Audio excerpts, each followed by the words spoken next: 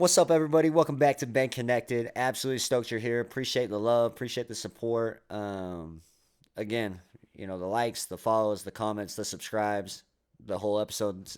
Everything that you do means a lot, and it means a lot not only just for Benconnected and kind of what we're doing, but also these guests. These guests have a lot of cool stories that they're telling you. They have a lot of insight that they're talking about, whether it's careers, whether it's networking, how they got there. And I think that's what's super interesting about Ben Connected is it's a such a diverse setting, right? Like there's so many different people that have been on Ben Connected, and there's so many different stories, and there's so many different nuggets from each episode. And so, if you really want to connect to high level people and not just like clout, but like really connect to people, tune into these episodes and you will find ways to actually level yourself up and put yourself in different positions. And as always, we got another great guest today. And so let me introduce you today's guest. This week's guest is a professional barber.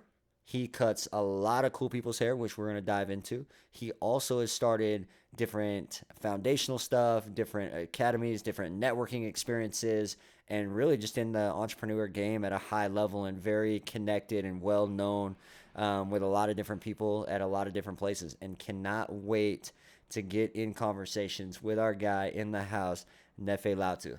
I appreciate it, man. That was cool. That was probably the longest introduction I ever have. Hey, we gotta get you the good one. I said your name right, and we got you Yeah, tapped you, in, you so we rocked it. good. I appreciate it. Well, I appreciate you being on, man. It's always fun when you're able to network with people and meet people, and then have them on your show. I feel like we kind of we didn't necessarily talk, but like I saw you at the Yeah, gala, at Tony Finau's gala, and what a beautiful event that that was. was an amazing event. Amazing event, and awesome experience to attend and things like that. But like, man, let's dive into you, man. Like, I mean, you told me a little bit about yourself. Obviously, you moved here from Tonga.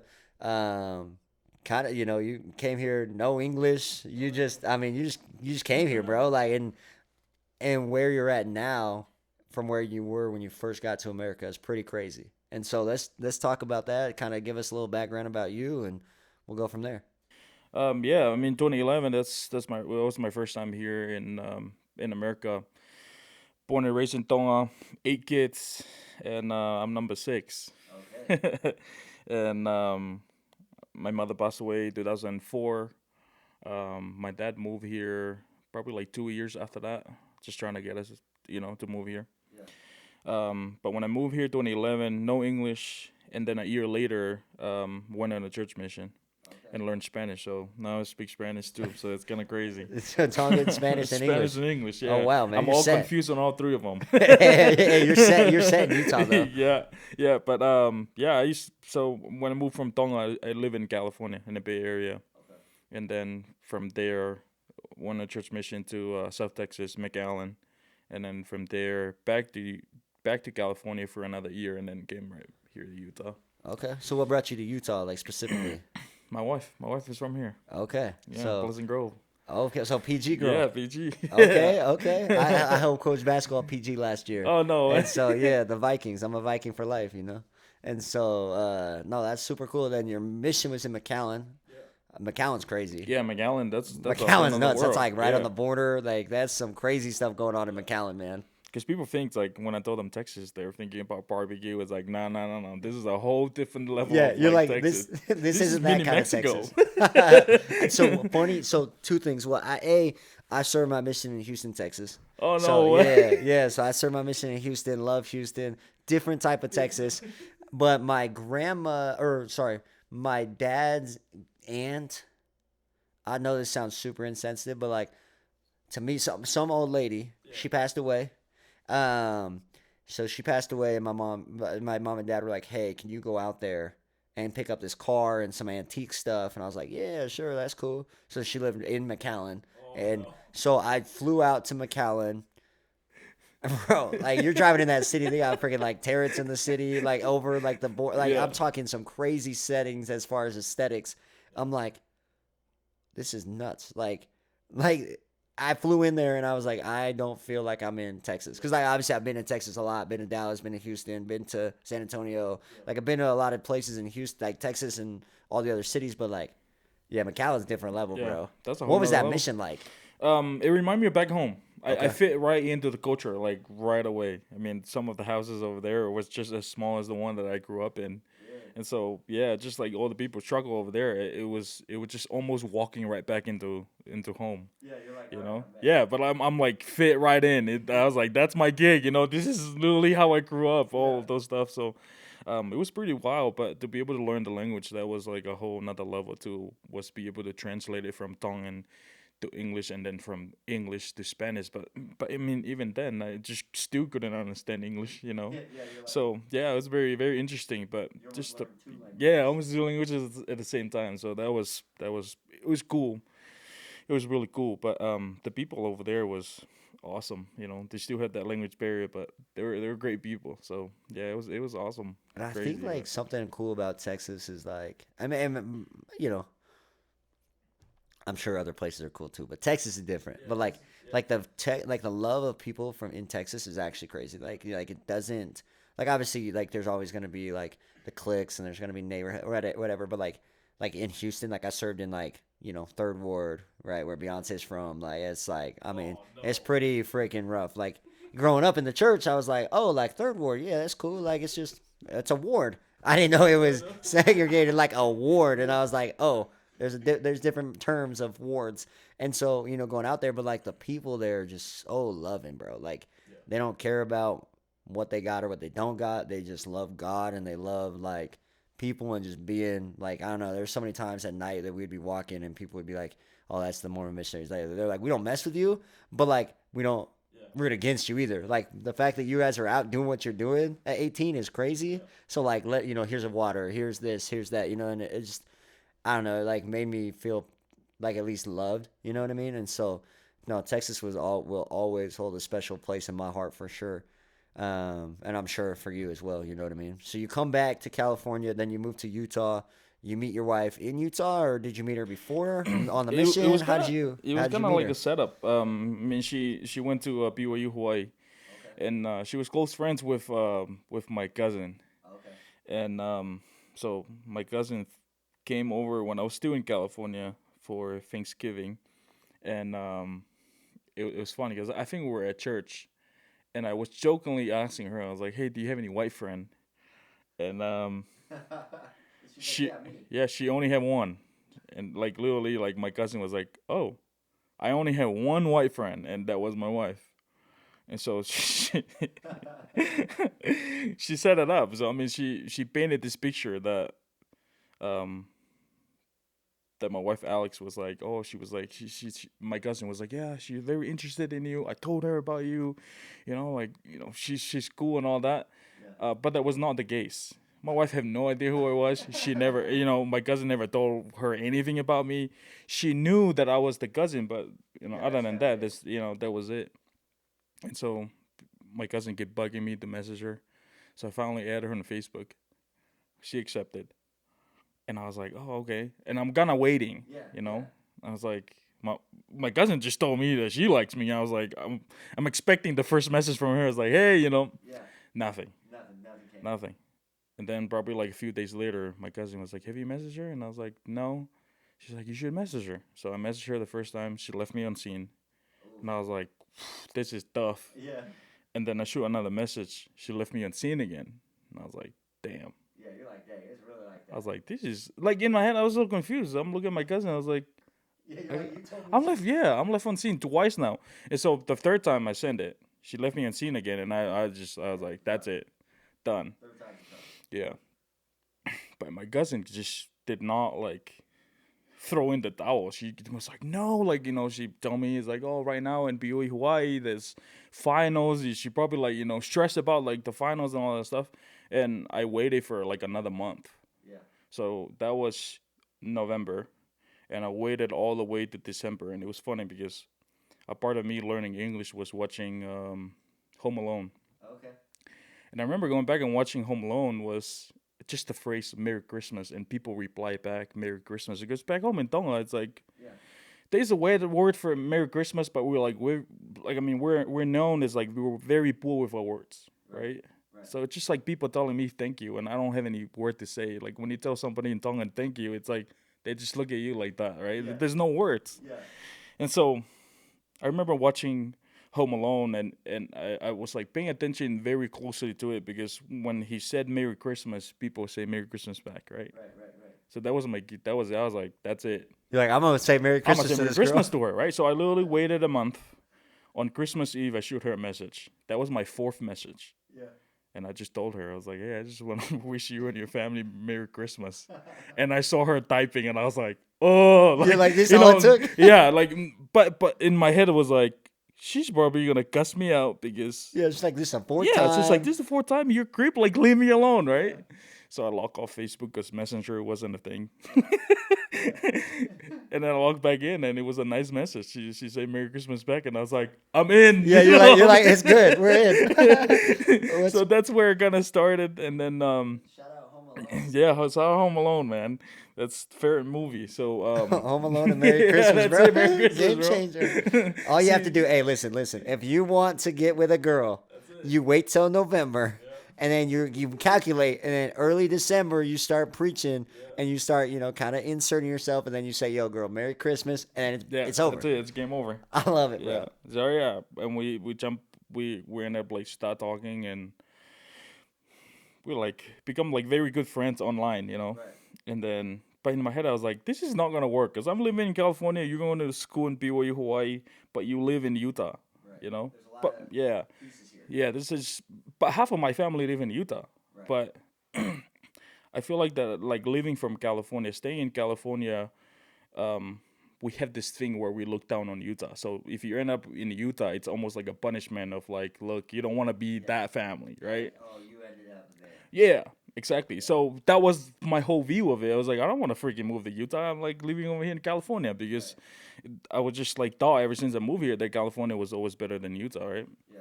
And so I ended up like talking to her, and I was like, we got to figure this out. And she's like, and I was like, when are you going to be in Utah next? And she's like, oh, I'm going to be there in May, at the end of May. And I was like, weird, because I'm going to be in Utah at the end of May. So her younger sister was graduating from BG. Okay. My little brother graduating from Granger. Okay. Same time. No. And I was like, that was it. Yeah, you're like, that's where we're going to meet. You're like, we're going to meet at graduations. Yeah, so that's how it worked out, man. Man, that's so cool. Yeah. And then, so you obviously ended up with her. Now you guys are together. 3 kids. 3 kids later. Yeah, 3 kids later, and so many businesses. So. And now you kind of enter. Obviously you have that side of your life, and then now you kind of enter the career path and things like that. What is that? What was that transition like? Right, like obviously now you're with her. Like, did you kind of always know what you wanted to do, or did kind of opportunities take you to where you're at? No, I honestly didn't know what I was doing. I always like tell people, like if I host a podcast, one of my guests on that podcast will be my father-in-law.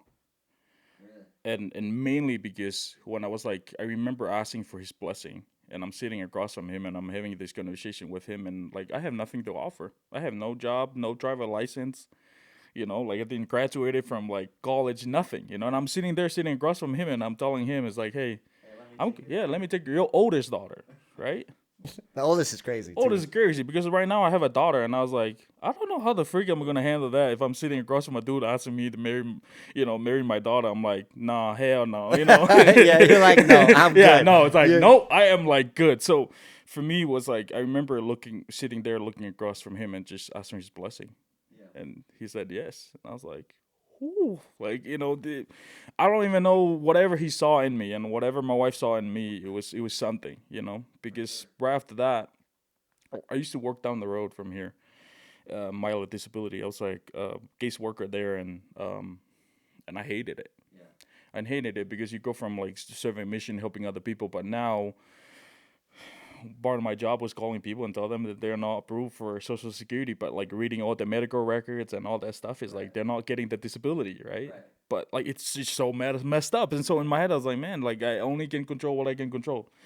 And so my wife told me, it's like, maybe you should go cut hair. And I was like, I look at her and I was like, I felt so disrespected. you're like, girl, I'm not going to beauty school. No, I'm like, cutting hair? I was like, cutting hair is for girls. Like, I don't freaking cut it. No, hell no, Yeah.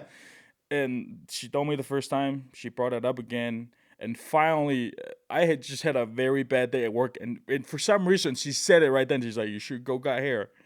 And oh, it fit perfectly because I was like, "Man, f this job. I don't want to work here anymore." And so we looked into hair school, and it was a lot of money. It was like 12 grand to even enroll and get 12, yeah, 1,000 hours. And so I was like, "Nah, I'm not gonna do it. I don't have that kind of money to be able to spend it." But then I think when she brought it in again, finally, I was like, you know what? Yeah, let's send it. And so yeah, that's where it kind of started. I mean, I didn't choose the barber game. I mean, my wife suggested it, but I always asked her. I was like, why did you send me to hair school? And she's like, you're great with people. You just have this personality. If you can figure it out, you can do Yeah, I mean, it. and that's the thing, bro. Is like when it comes to like networking and talking to people, like there's levels to it. Like there's levels of talking and communicating and networking, right? Like there's like the hey, you can make people feel comfortable and like, you can talk. And then there's like the hey, you're very educated and you can talk. And then there's like the you can almost like connect to anybody at any given time, at any place. And I think when you have that, it's freaking scary because you can do so much, right? Like even like with me, like when I go out to Texas, like I tell my wife, I was like, hey, like I might talk a little different out here, and she's like, what are you talking about? I was like, it's just gonna be different. Like I just how we talk out here is just different, And then like, and it's not that you're changing who you are, what your core values are. Your core values are your core values, right? Like, and who you are, what you want to do.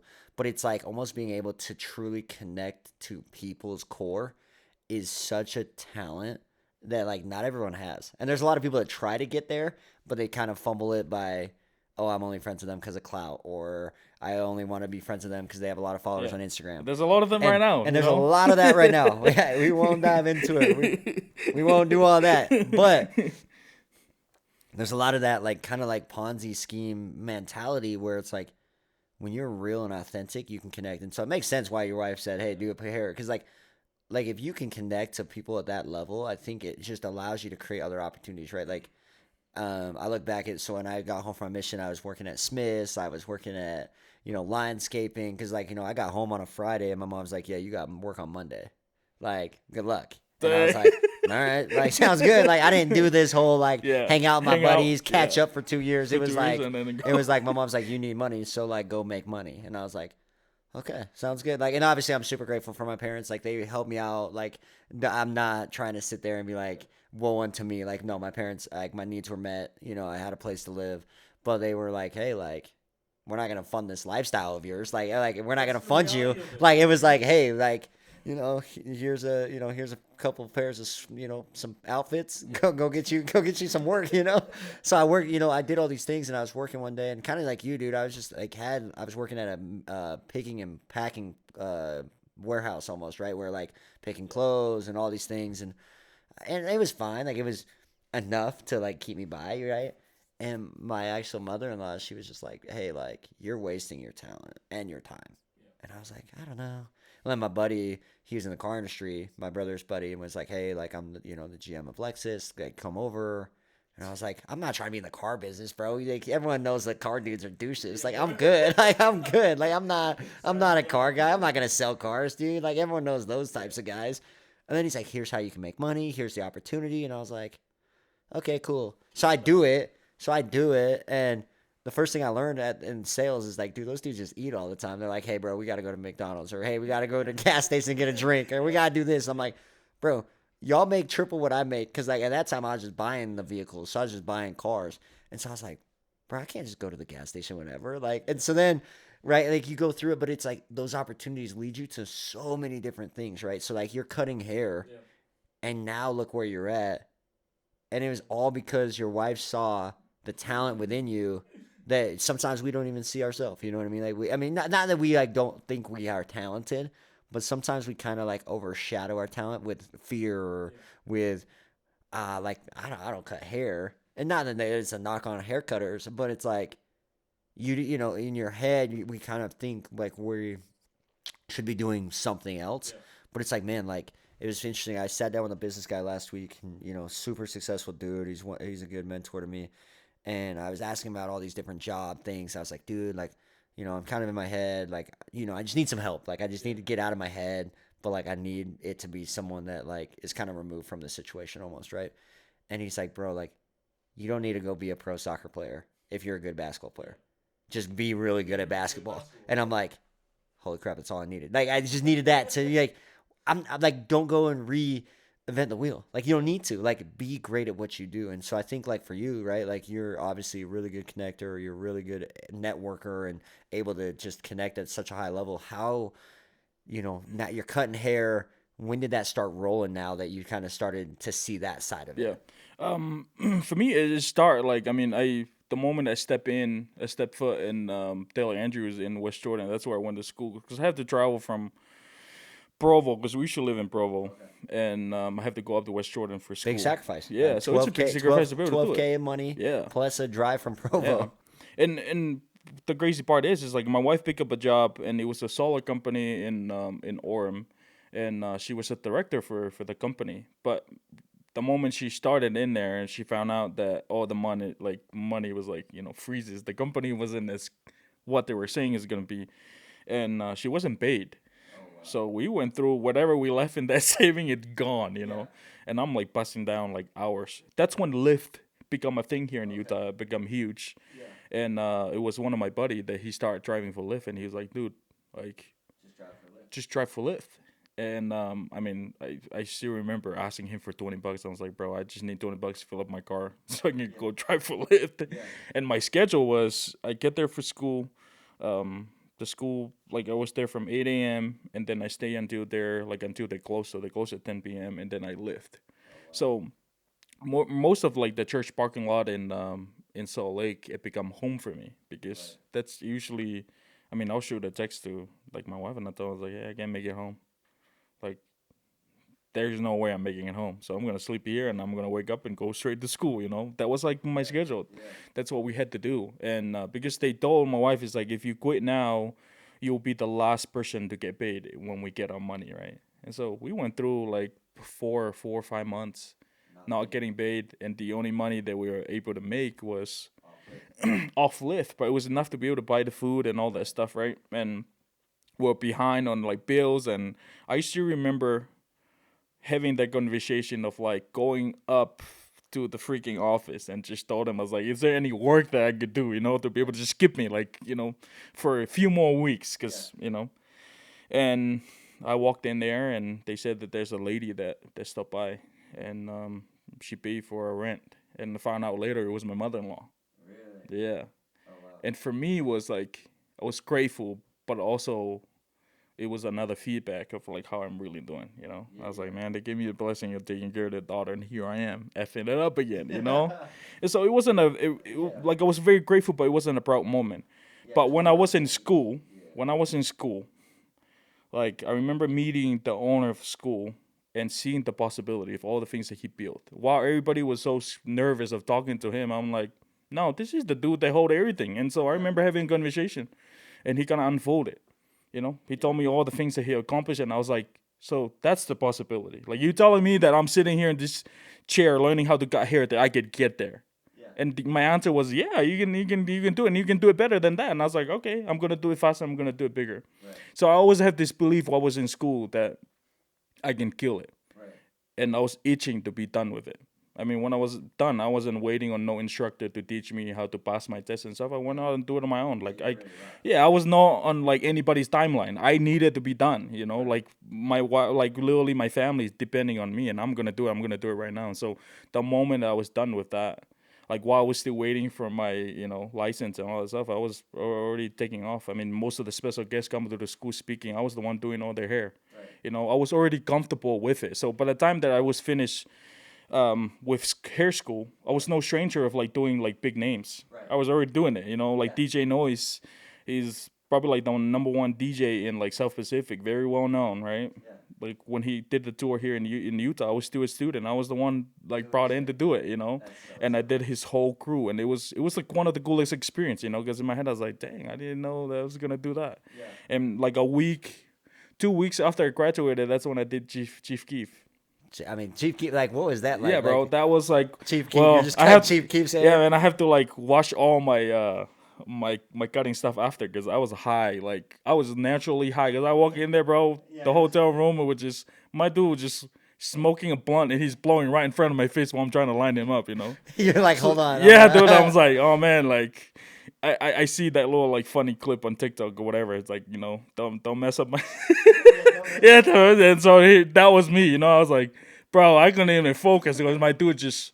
But that was like that's a blessing in disguise for doing some of the big names because some of the big names, bro, that people think that it's cool, and I was like, some of them are cool, Yeah, yeah. and some of them, dude, it's Are not like, cool. no, they're not adjusting to you. They don't care, like Yes. And I think that's what's super interesting about like celebrity relationships. I think a lot of people just I get it, I get kind of hot on this, so I'll tone it down today because I don't want to get too hot. But like, it's so frustrating when people sit there and say like, try to talk about those relationships because like to actually hold those in to actually create those are freaking hard. Like freaking hard. It doesn't matter who you are, what you do. Like if you can get in and you can really, and not that like you're getting in with like a secret mission, but it's like if you have like real intent and you're able to really connect, like it's awesome. But like, dude, some are very transactional and it's very like, what are you gonna get from me? Like, what do you want from me? Like at some point you're gonna need something from me. Like I'm waiting for that downfall of you to ask me for something. And I'm like, bro, trust me, I don't want anything from you. Like I don't yeah. need anything from you. It's I okay. promise. I promise you, like I just kinda like me and you are cool vibes. That's it, dude, And it's like so many people think they can just create those relationships and manage those. And it takes a different mindset to really even get through those ones, right? Like, man, there's so many people that I've like been like, man, these guys are so cool because I've watched them on TV. Then I met them, and I'm like, wow, that was the worst experience of my life. And I was like, I never would want to meet them again. And vice versa. I've like met other people, and I'm like, wow, that was the coolest dude ever. Like, so growing up, like I was a LeBron fan, and I got the privilege to get invited to LeBron James Kings Academy camp in California. Awesome experience. So I went to the Kobe camp the week before. Kobe sat with security the whole time. Didn't say a word to anybody. Which I was like, all right, like, but what's interesting is like you start justifying. I'm like, well, it's Kobe. Like Kobe's different. And then I go to LeBron camp the next week in California. My family's there. I was 17, and bro, LeBron brings out John Wall that was at Kentucky at the time. He brings out all these dudes, do a celebrity game every night. He's hanging out with every single person, signing autographs. And I was like, to heck with his political views, to heck with everything else. Like I like LeBron. And it's really changed my whole perspective on him and not that I'm sitting here saying I know LeBron because I don't. No, it's not like that. I'm just saying like in my experience at a camp where I've seen the same type of level guys give other experiences and this dude's taking the time to like take selfies, talk to people, make us feel like we're like part of it, even though he probably could care less or probably he never knew my name, but he made me feel like I knew him. You know what I mean? And I think like that is also empowering from this like celebrity side. But I think just like people just think, oh, they're a celebrity, so either they should be doing X, Y, Z, or it's easy to be friends with them because you know it's actually not. It's actually pretty hard to be friends with famous people. Yeah, like I mean, one of my favorite people to cut is like Tony Finau. Like Oh, when people bro, ask coolest me, dude ever. yeah, and it's not only because he's Polynesian, but I was like, no, like the dude is it's how you meet him.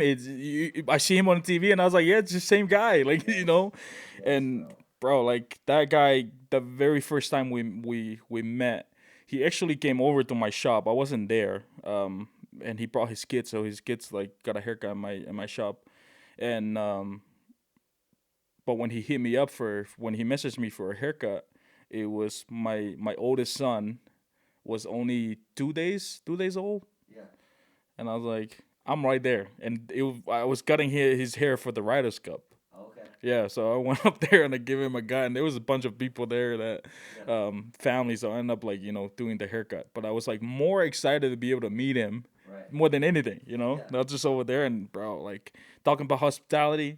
Yes. That dude got it all. And so for me it was like something that I was like tell people in every single business that I built. It's like people think that cutting hair is like, I mean, if I ask a barber, it's like, what business you're on, and they say it's like, oh yeah, like it's cutting hair and all that stuff. But for me, I believe that it's all about like acquiring customers, right?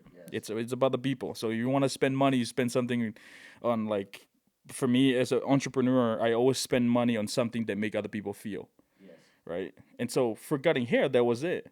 people. I was like, man, like some of the people that they do better haircut than I am, and some of them can match my talent. But I was like, but the experience that you're putting out there, the vibe, the energy, is like, yeah, good luck matching that, you know?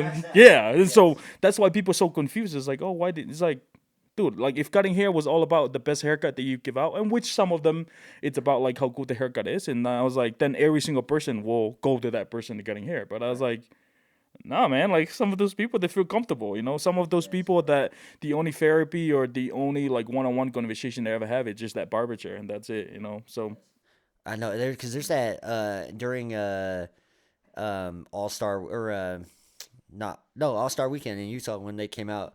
That Vic dude, Vic, what's his yeah, Instagram? big plants. Vic, yeah, bro. I mean, Yeah, so he's there and he's talking about like kind of similar stuff. He's like, bro, it's like that experience, and I love like watching his TikToks, like where he's just cutting random homeless people's hair. It's like, dude, like, because you're transforming them, right? Like they feel good. Like when you get a haircut and you walk out of the haircut, bro, yeah, you feel in a you different feel type of good. way. Yeah, Like you feel different. Like I've been bleaching and buzzing my hair lately, and I've been like I leave and I'm like, yeah, like it's good, and just the conversations that you have on those chairs are just, not even that they're like always so deep, but like just the type of conversations and like how authentic. Like I think like when you like it's almost like a relationship for life, like I know so many people that just go to the same dude dude. Yeah, because it's like because of the that's experience. their It guy. doesn't matter about the price. It doesn't matter about how far. Yeah. It's like that's my guy, And so obviously you've done a really good job at connecting and networking. You own your barbershop.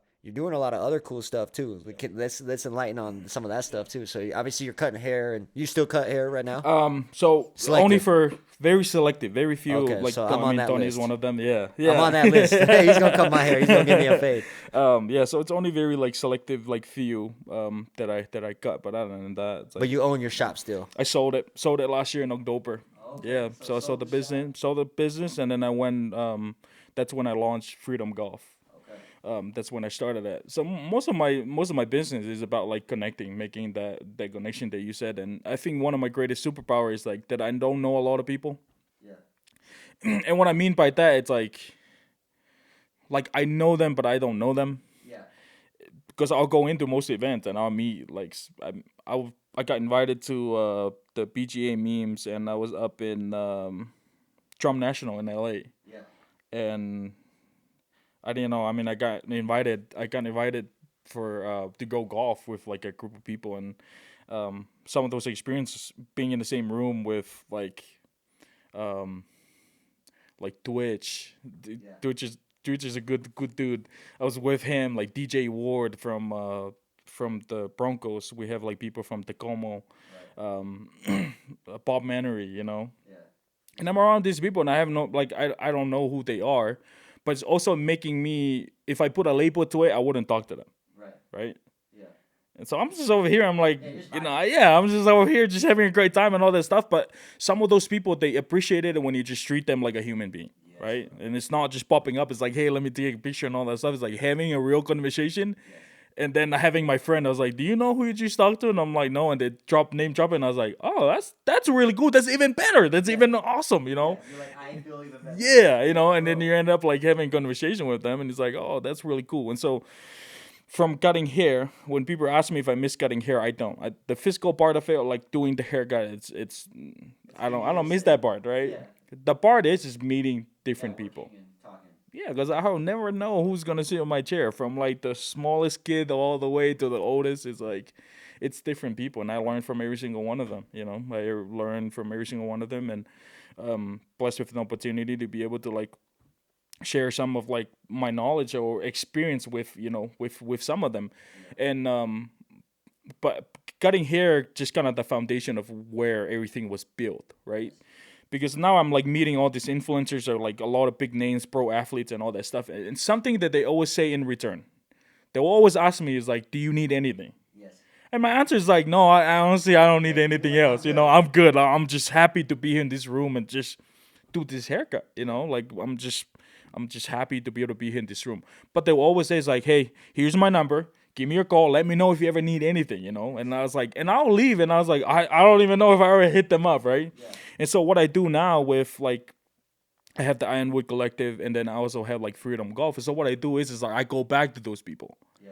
and I was like, hey, I'm doing this. I'd love for you to just come be a guest, come hang out, right?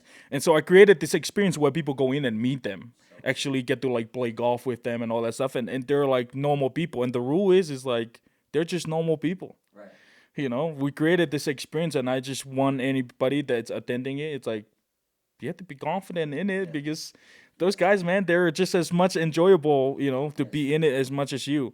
And so, I really love like you were just talking about the reason why people follow certain people or adore so many people. And I mean, I got into the golf industry. I got into the golf industry. I stopped playing golf like a year ago, literally. Yeah, literally like a year ago. And Slippery slope. yeah, and so Because once you start playing, bro. yeah, and you're See, done.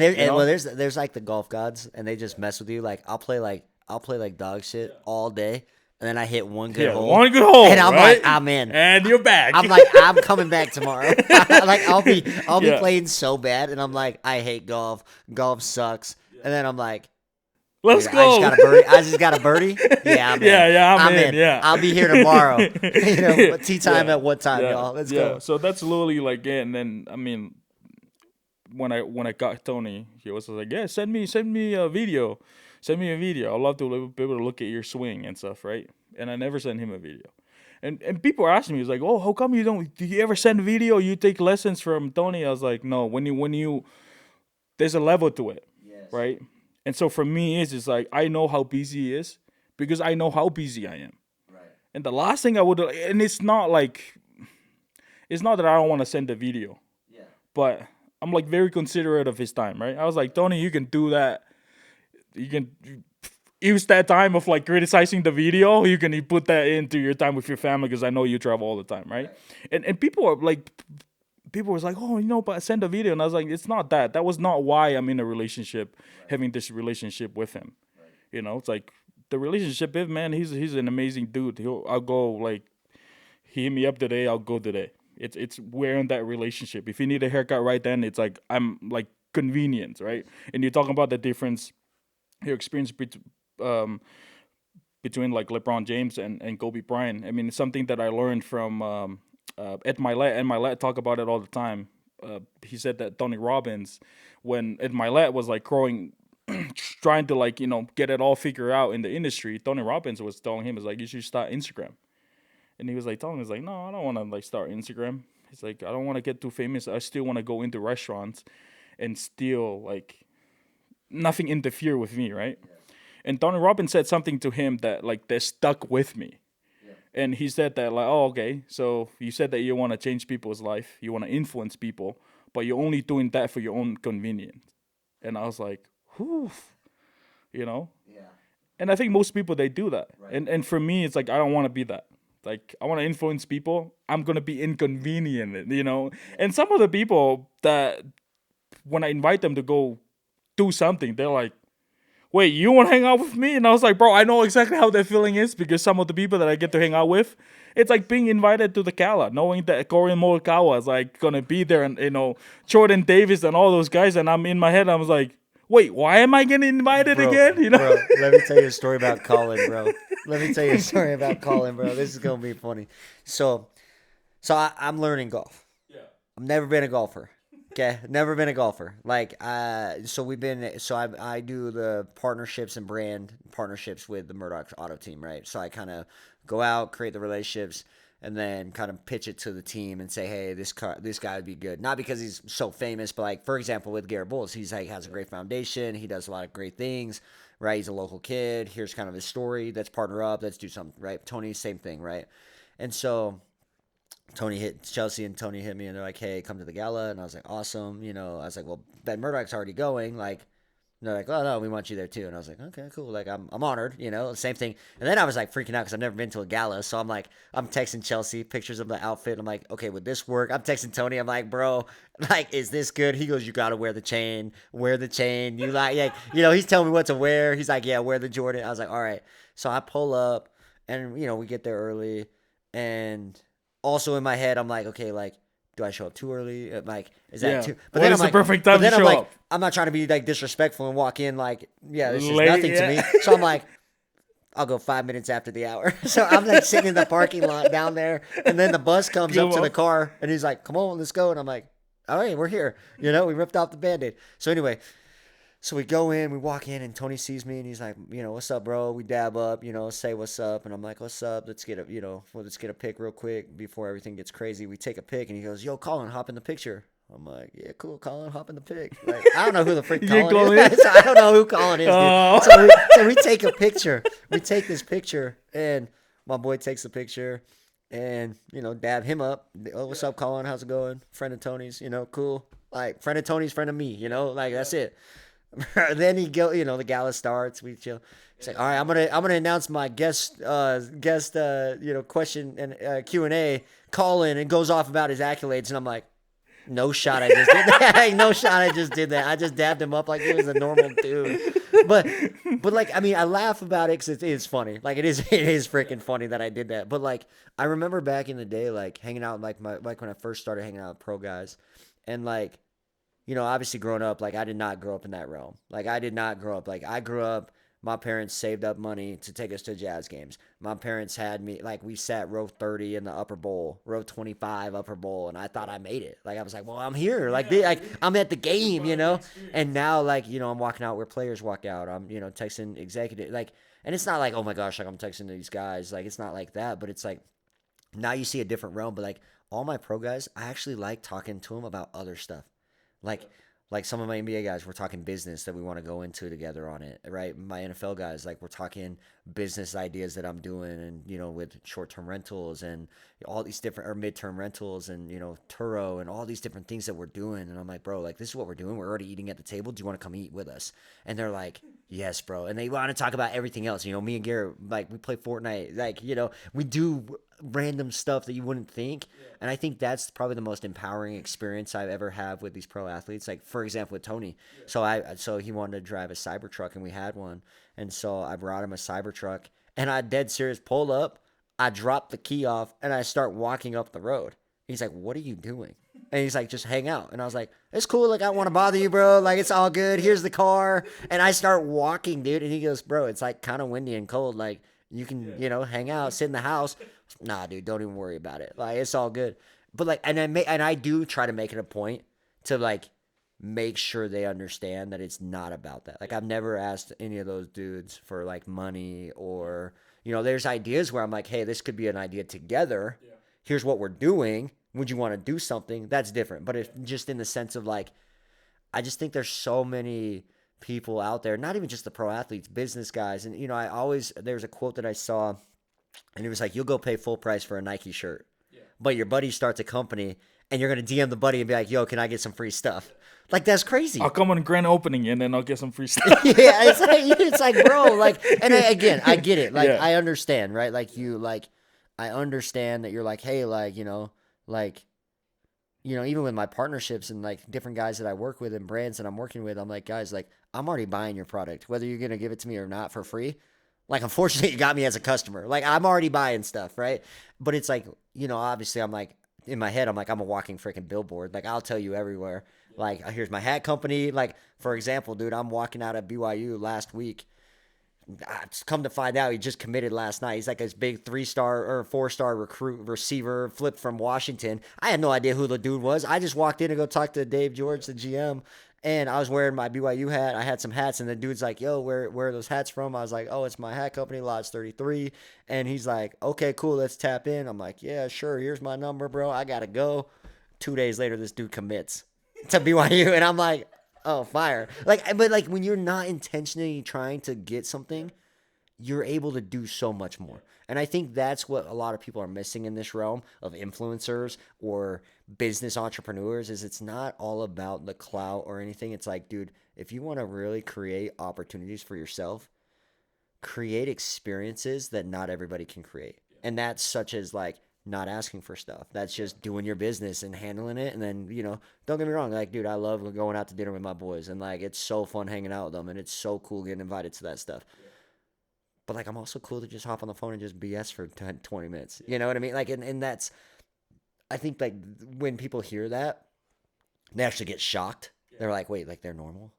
Like, because you don't think it's normal, right? Like I'm like when me and Garrett were first hanging out, and I was like, we're just playing Xbox, and he's like asking me like what skins he should be having, and I'm like obviously I know he's human, but I'm like, yeah, it's kind of like people forget this side of people, or like when they like, talk about what they're going through, like, and people are like, oh, well, they're pro athletes, they're rich, they should never have any issues.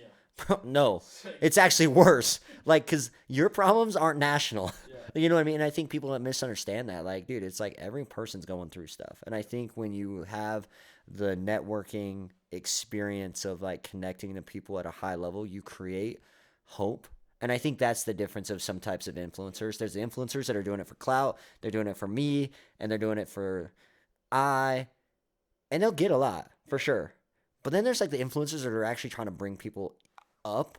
And I think that was the most cool experience when I talked to that business dude when he was telling me, he was like, just be a great basketball player. He's like, bro, like, I love that you're asking me these questions. And I was like, really? Because I'm like nervous as hell asking you these things. Because I was like, I'm at nervous asking you, like, hey, share me your blueprint to how you made it. And he's like, dude, I need, like, we want other dudes to do it. And so I guess the question for you is like, obviously you're doing a lot of cool things. You're starting these you're starting these network experiences. You're starting all these businesses. How do you like feel like bringing others with you, right? Like how do you take that kind of as like almost a responsibility? It's not, but it is a little bit, where it's like, hey, like you're inspiring people, whether you know it or not. Like people are watching your stuff, seeing that you did this, right? Like you were a dude that went all in, sleeping in parking lots. No one sees that. They just see all the cool shit you're doing now. They don't see all that stuff, right? And I think that's the hardest part, because you saw it and you know it. Your wife saw it. Your mother-in-law saw it. Your father, right? All those people saw it. And it's like it's obviously really cool where you're at, but it's like you really did just get that from like your wife telling you to cut hair. Like, you know what I mean? Like that's crazy. Like you're at where you're at because your wife was adamant for you to freaking cut hair. Like that's dope. Obviously, in your talent, and you have a lot of talent of talking to people, and a really good, cool personality. Your vibe's immaculate. But it's like, how do you feel like to inspire? Like, how do you use this platform to Yeah. inspire? Um, man, I'll share a good experience. So the moment that I got into the hair, to the golf industry, so Malossi Golf, he's obviously like big in the YouTube world, like just the social media, all that stuff, um, and I have this kid because I mean, in the very beginning of me getting playing golf, man, I got invited like everywhere I go, right? Just because of the networking where I was at, like I was already like invited a lot, even though I was just no good at golf. You know, I was just one of that friend that I'm playing golf, and in my head I was like, why they keep inviting me, bro? Like I suck. It's like I wouldn't even invite myself to go golf, right? But a lot of people was like, oh man, you just make it like you just having fun, like over here having your like just have fun a lot, and then I have this kid. His name is Brandon Bufis. Great kid. And I think he goes to PG. And so he invited me to go out with him and his dad golf because I was cutting his hair. Um and I find out that he loved the golf, and I was like, oh cool, yeah. So I made it a connection, and ever since I knew that he loved golf, and then I ended up going into golf, and he was one of the first person that I thought of. And so he ended up like messaged me on Instagram. He's like, "Hey, let's go golf. Like me and my dad will love to golf with you." And I was like, "Oh, I'll love to come golf with you guys, right?" So we went and find out that he was a big Malossi golf guy, right? And I was like, "Oh, okay, like that's an easy like hooked up, right?" So I ended up in Southern Utah connecting with Malossi. Brought him over to one of my event that I host here. He was playing, and the day before, I told my host, I was like, all right, we're gonna just go in a quick like nine holes. We're just gonna go have fun. And so what I did, I brought in the kid. And I was like, come here. I know that you know, and he had no idea. I was like, all right, we're gonna go in, and find out later he did the whole boast. And the whole boast was like, Malossi, that's his favorite golfer. And I'm reading the post, and I'm in tears, and I was like, I have no idea, all I thought it was just like, there you go. But I think that's what I do. I make it, that's why I host all these like events and make it like, my whole goal is if I bring any guests in, people have access to them, right? People have that. They don't have to go through pay all the events that I doing all that, right? They can do it like easier. This will be easier, but it'll be like a very genuine connections with all those people, right? And I remember the first tournament that I got invited to, and I got into. I won't ever forget it. I got into the golf cart, and the guy who invited me, I mean, he was just begging me to be on, like, be on the team, and I got into the golf cart. And the very first thing he said to me, very first thing, he said, "How can I get my product in front of your famous people?" And that day, I remember just when I got asked that, and I was like, "So that's why you invited me, you know?" Yeah. And that, like, I mean, I tell people, like, energy is everything, Yes. and energy don't lie. You can tell me a bunch of other stuff, but like if your energy's off, you're off. And so that whole day, that was probably one of the worst round of golf that I ever played, just because of that. And I was like, man, now I know your intention, why you brought me out here, you 100%. know. Yeah. And so that was the thing that we're gonna like talk about. It's like there's a lot of that, and for me, is with the people. It's like I usually reach out to people. I don't let people reach out to me. Yeah. It's like I'll see, and I also pay attention to people's conversation. I'll have a conversation, and they'll name drop something, or they're like, oh, I wanted to meet this person. They would be like really cool to be able to do it, and I'm sitting over here. I'm like, all right, we'll make it happen. We'll make that we'll make that experience. Yeah, make the experience happen. I mean, when I did the gig for the Denver Broncos, one of the guys that used to work in my shop, he grew up in Denver. Never been to a Broncos game, and he's around his 30s, like, and so he always like talk about how cool the game is. And so when I had the gig, I told a guy that I was in contact with, I was like, this is what I need. I need like 4 tickets, front row seats, right? And I want access to the field.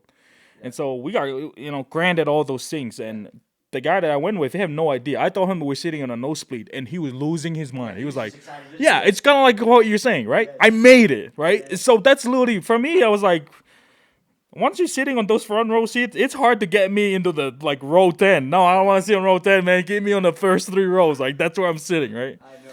And so when I did that gig, I told him that we're sitting on a nosebleed, and bro, he was like, he was losing his mind. The fact that we're going to a Broncos game, right? Right.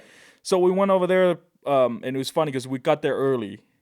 And you know how, like, if you get there early, you get to go down and you can see the player from like the very front row, and probably like 20 minutes before the game, they tell you to have to go back up to your seat. So we were standing there. Yeah. So he was like watching. I mean, Peyton Manning was there. Like, we were like right there. And so we were watching everything was going on. And then the security came around. And the security was like, all right, everybody go back. And he's already turning around because we're going back. Yeah, no, game, it's over. We're going back up. And I'm standing. I'm not moving anywhere. So I just flip up my phone. They scanned the ticket.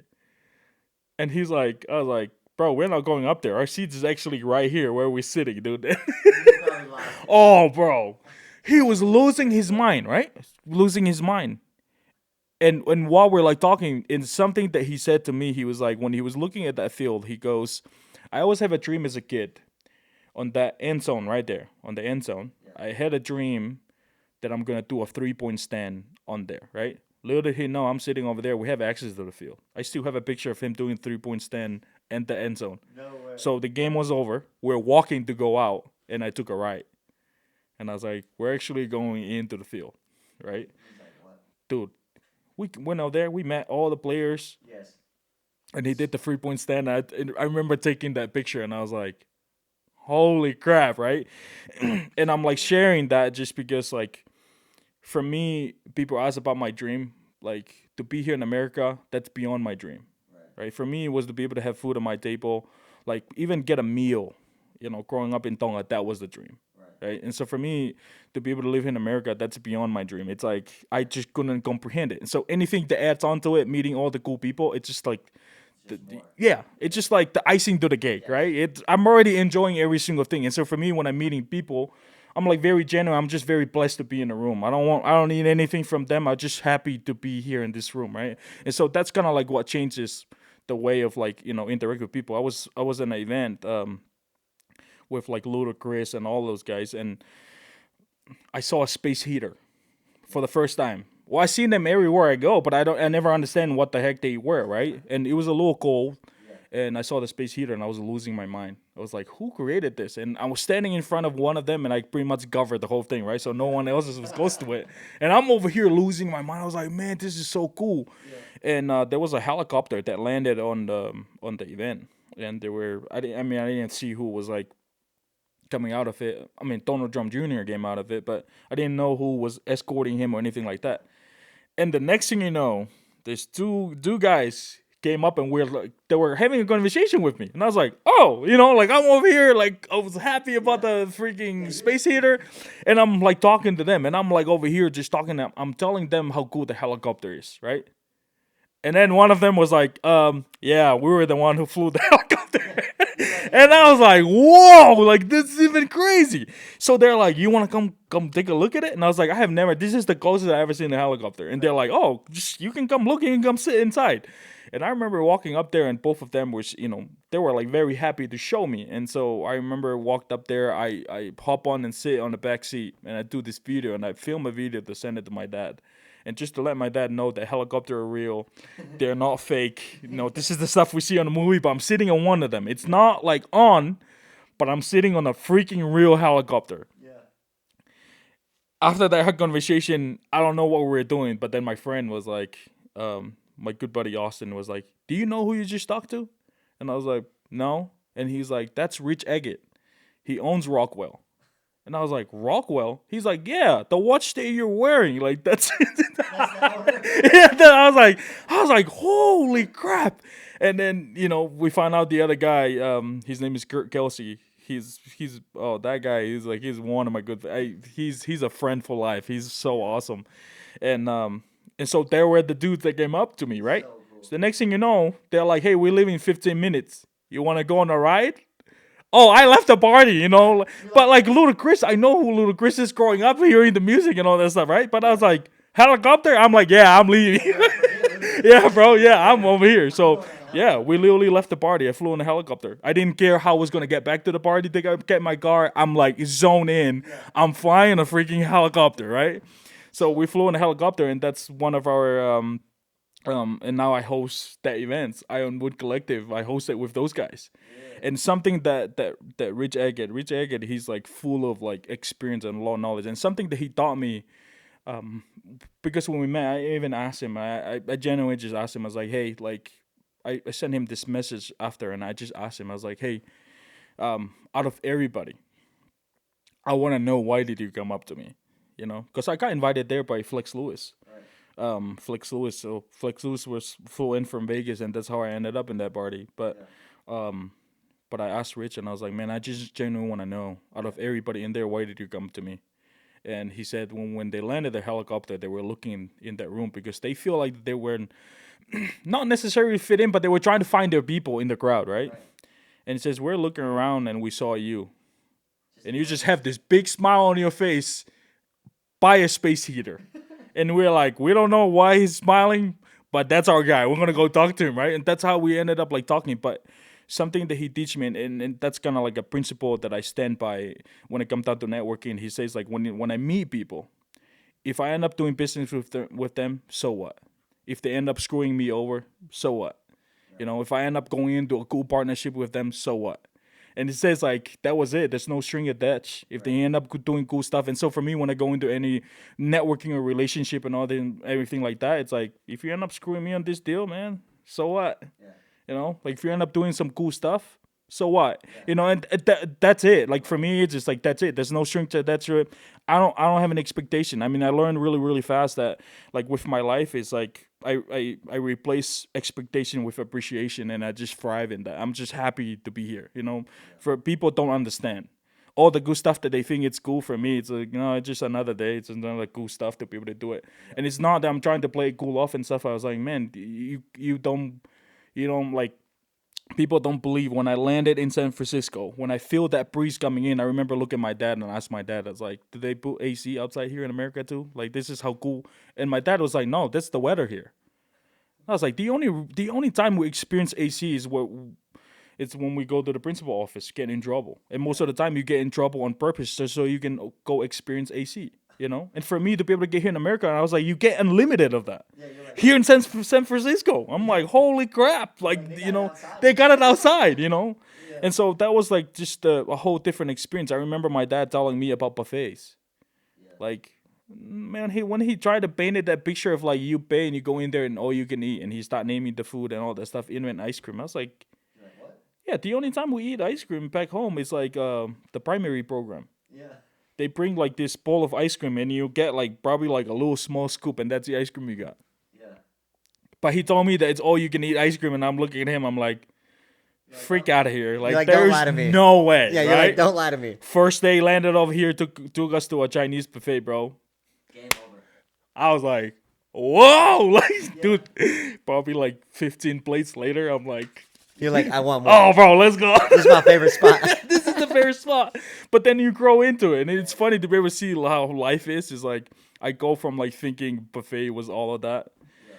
And then you go into Golden Corral, and then you eat their steak, and then you go into Texas Roadhouse, and the steak there tastes a little different, right? And then you go from there to a nicer steakhouse, Longhorn, and you're like, whoa, this is nice, right? And then, yeah, and then you go to Roof, and you're like, whoa, like, you know, I remember like going up to STK, you know, and that's a whole different vibe, right? And I was like, holy crap, this is this level. I think what's funny is when you grow up, like yeah, like I didn't. Bro, Sizzler was cool. Yeah. Like, Sizzler was solid. Now I'm like, oh, like, yeah, the steak's all right. Yeah. Like, It's like the no split experience that you're saying, right? You thought you made it, but I'm like, nah, bro. You sitting over there, and it's like, yeah, that's cool. And you know, there's I'm over there clapping the Yeah. things. I'm like, the dude's definitely gonna miss because of me.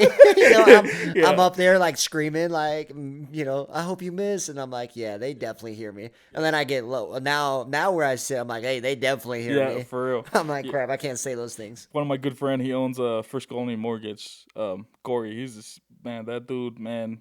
Before everything, he's one of like a great mentor and a great friend of mine. And he walked into the shop when I was still cutting hair, and it was Halloween. Yeah. And he's like, "Hey, like, what are you doing today?" And I was like, "Well, I'm thinking about taking my kids. My kids was probably like a year old." Yeah. So I was like, "Yeah, first of all, he won't understand Halloween." Yeah. But and he's like, "Do you want to go use my suite?" And I was like, "What is a suite? What's that?" He's like, "Oh, I have a suite at the Jazz. Like, you can take up to like 21 people." And it was so funny though, because I shared this experience because of that 21 people. Yeah. You know, there's a key to it. When he say 21 people, and people think it's like, oh, it would be so easy to be able to fill them in. I'm like Lightning McQueen. You know, when he's like, hey, I have it's extra tickets. He won some tickets, you know, for him to be able to like win the Piston Cup. Yeah. He took a pause, and you know, because his agent thought that he's like, oh man, like this dude, he can name drop. For me, when he said 21 people, people have no idea how hard it was for me to be able to fill in those 21 people, because I didn't have those 21 people. You know, Yeah. I'm sitting over there, and I was like, holy frick, you know, I got me and my wife, and I'm like, my kid, but it doesn't count. He's too young, you know, and I'm going through the list, you know. But the people ended up being that day, like they were very important people, and it was really cool. But after I went to the suite, it changes my experience of watching the Jazz. So now it's kind of funny because people invite me to the Jazz, and usually my wife would tell people, it's like, you gotta tell me where you're sitting. Yeah. Like, it better be a good seat, man. And Yeah. people like think it's like the seating, but I was like, no, I like the Toyota Club, right? Yeah. Bro, they have buffets over there, man. I'm like, yeah, I need to be eating when I'm going to do that. Yes, that's when why I go like golf, hockey, bro. Yeah, Hockey club's nice because after period 1, you go and eat. Yeah. After period 2, Two, you yeah, go and and eat. I was like, I can get used to this. I was like, this isn't bad. Yeah, see? I was like, this ain't bad. yeah. But people don't understand that. I'm like, no, I'm there. It has to be food. The same thing when I go golf. People think I was like, ask me all the time. It's like, what's your favorite course? I was like, Black Desert, easy. Right. It's all included stuff, man. You have no idea. I stop by, get myself a sneakers. Like, I'm like, you know, loading up my whole cart with just food. And I was like, I need to be eating, you know. But I think like that's what's so cool is like I think like that's what kind of you know, and I think what you hit on is so cool is like, bro, having fun with it by creating those opportunities for other people, right? Like, and not like the people that ask, right? Like I think like, you know, I don't know, like there's even, you know, if I see someone at the, you know, hockey game and I have an extra wristband or something, like, I'm like, bro, come into Yeah, the come to club. do it, yeah. Or I'm like, bro, let me go grab you a plate, you know, which they're probably gonna be pissed once they see this. They're like, that damn dude. That's why the It's numbers like are yeah, keep skewed. your eye on him. But like, you know what I mean? It's like it's nothing's better than seeing other people. Like, and that's kind of why I coach, dude. Like I remember when I got my first offer. Remember when I got my first letter from a college, and I was like, bro, I want kids to try to experience like that. That's super fun. You know, and then obviously most of those dudes like have never had it. So like I'll tell you a story. We were at the Utah game with my guy Rendon, and I was like, yeah, bro, like we're gonna go into the South End Zone Ken Garf Club. Like, just follow me. Right? We're on the field. We have our passes, and I'm walking, and he's never been in this setting, right? Like ever. And so Rendon's sitting there, and they're like, "We need wristbands." He's like, "Oh, I don't have a wristband." He like goes to walk out. I'm like, "Dog, no, you're with me. Like, bro, come on." Like, he's like, "Oh, like, oh, okay." And I was like, "It's just different. You just gotta roll. Like, you just walk, you know." And it is so cool that like to give those people experiences, and not the way of like. And I think there's a difference of asking someone like, right? And I love to connect brands, and that's kind of why I started Benconnected, is starting connecting with athletes and companies, and then also just interviewing really cool people and just talking about different experiences. But like, you know I like really value my relationships with my pro guys, and not just like my pro guys, anyone in my life. I value their relationship, and I'm like, I never want to put them in a discomfort, right? And I've never put, I've never asked, like, even with business stuff, like I might tell people what I'm doing, but even then it like freaks me out to even ask them, like, hey, do you want to do it with me? Because like I just never want them to again think that. And I think that, right, there's so many people that are like, oh yeah, bro, you're friends with them, so you should get this done from them, or you should do this. Yeah, and don't get me wrong. Don't get me wrong. Like, I'll FaceTime my guys. Like, I was in Colorado, or I was in California with Garrett, and we were seeing this kid who has, bone cancer and super sad. And I was just like, I texted all my pro guys. I was like, bro, I'm gonna be FaceTiming you. We are seeing this kid. He's getting bullied at school. It's super messed up. And every single one of those dudes is like, I will instantly, like, yes, let's go. Like, I'll answer it. Yeah, let's do it. But it's like, but the principle wasn't that I was like, hey, that's the only time I hit them up, is the time to get FaceTime. And I think that's the difference. If I'm only FaceTiming them to be like, yo, bro, answer this FaceTime just to show off, then yeah, they're going to be like, wow, this is so insecure, and or so like in like so skewed, where it's like, oh, like we actually talk on a normal basis. It's like normally a friend, and then when you call them, it's way different, right? Then it's like, hey, yo, can you come and meet this kid at this golf thing, or hey, yo, you want to come say what up to this dude after a game? And it's just, there's just levels to connections, and there's levels to relationships, and dude, it's honestly so awesome to see what you're doing, and like I'm super excited to. Now that we know each other even more, I'm excited. I'm kind of scared. I'm actually kind of scared for the world, because I think me and you together could be doing some crazy stuff together.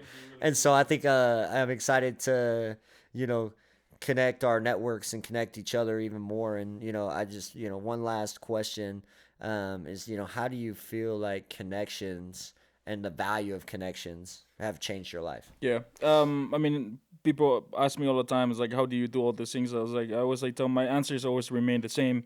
Is I just know more people than you, right? Like that's it. It's like that's that's literally it. I mean, that's when I think about life. For me to get through life, the key is always connection, right? Some of these people, there's a there's this Chinese proverbs that says like, if you want to know the road ahead, ask those who come back.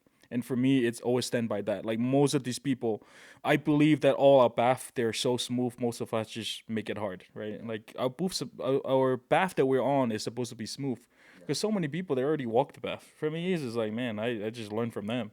Like I just learned from them. They already walk it. They already done it. And for me, it's like I'm not trying to create any new experience. It's like I learn from them, right? It condense the time and make it everything easy. So when it comes down to like making those connections, they were huge. They're huge in my life, and I really love that you touch on.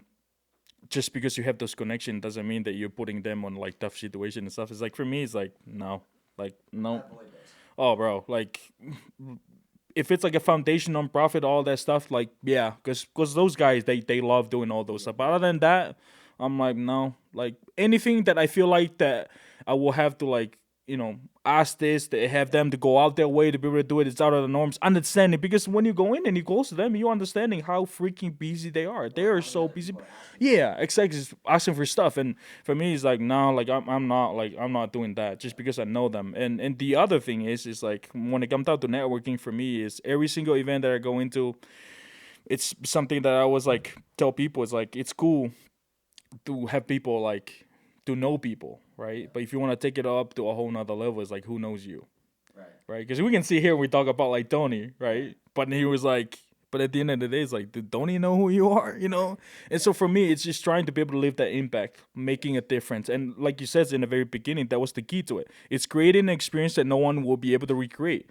So for me, in every single business that I create, every single time somebody else is trying to create something, right? The question is always like, if they can do it better than I am, then I have no rights to be in this type of business, right? But I'm like, no, there's no way he cannot offer what I can offer. Like, there's no way. The experience of hospitality, all that stuff, there's no way.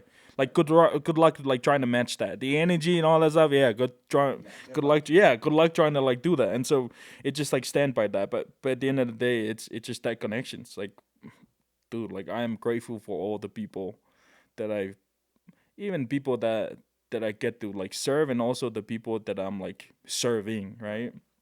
And it's always like a cool experience. I just host like the Ironwood Collective last week Saturday, and I brought like my cousin was like people that I grew up in Ireland, and we went over there. And for me, I don't know how many times I've been on a helicopter now, but for them, it's like, dude, like till this day they talk about it, and for me that makes my heart happy. It's like that's kind of like level impact, because this is only stuff that we see on movies growing up, but it become a reality, and it's it's always like super super cool to be able to create that. I'm just grateful. I'm just grateful to be able to do it. And um yeah, just grateful to be here, and I'm glad I ran into that. I mean, I always ask myself, it's like every single time I go to an event, I was like, there's be a reason why I got invited to that. And then I know we it's ended up crazy. connecting on social media, and I was like, Crazy how we heck connected on social. I was like, because I yeah. saw you and I was like, all right, like I know, or whatever. And then I was like, all right, man, we're gonna connect. And then, but again, like it was so interesting. It's so funny. Like I never connect with someone because I'm like, oh wow, they're prestigious. Like don't get me wrong. Like obviously you can see writings and you can see kind of what they're doing or how they're doing. Like not how they're doing, but like what they're doing. You can see that for sure. But dude, when it's like authentic and it's just like a real like, hey bro, like this is what I'm doing, this is what you're doing. Okay, let's collab, or even not even a collab. Like it can be, hey, this is what I'm doing, this is what you're doing. Hey, But in the back of you your know, mind, that's what they're doing, and then opportunity just arises, right? And that's something that I learned. It's like instead of trying to forcing it, just allow it to happen. Because at some point, I'm gonna run into it, and then all I could think about, like for me, is like if I meet somebody, I want them at the end of the conversation to think of me when they go into like a deal, or go in and meet somebody. They're like, oh my gosh, Nafe will love this guy, right? Yeah. And it's the same thing, right? When we're having a conversation with him, I'm like sitting, I'm like, oh my gosh, there's like 3, 4 people already. Yes. And it's like, yes. Okay, that's it. Because you didn't ask for it, but in my head, I was like, bro, that will be so cool to be able to do it, because I don't even know what those introduction, be able to do. And for me, it's like instead of asking ask for a freaking introduction. It's like introduce me to so and so, and when you get invited, go. It's like you saying, it's like, oh, I got invited to the gala, like go. For me, it's like when people, it's usually the question is like, what are you doing? Like, I mean, Tony, when he asked me, he's like, what are you doing Thursday? I was like, I had plans, but not anymore. yeah. Like, what am I doing? What am I Whatever doing? it is you wanting me to do. And he's like, oh, going to gala. I'm like, done. I'm there. But that's it. So when you get invited, go. You're an awesome light to a lot of people that are trying to do what you're doing, and I can't wait to collab with you on some stuff. I Bro, can't I'm wait to excited, man. can't This is wait to gonna be work with awesome. you on some dope stuff. Can't wait to hit one good hole with you. Then that's about it. That's about it. But make sure you guys are following our guy. We're gonna drop his Instagram below, so make sure you follow him, like his stuff, comment on his stuff. Make sure you guys are showing all the love. Again, like, follow, subscribe, and again, appreciate all the love, appreciate the support. That was a good And one, man. until next week. Until next week. Let's go. All right, guys.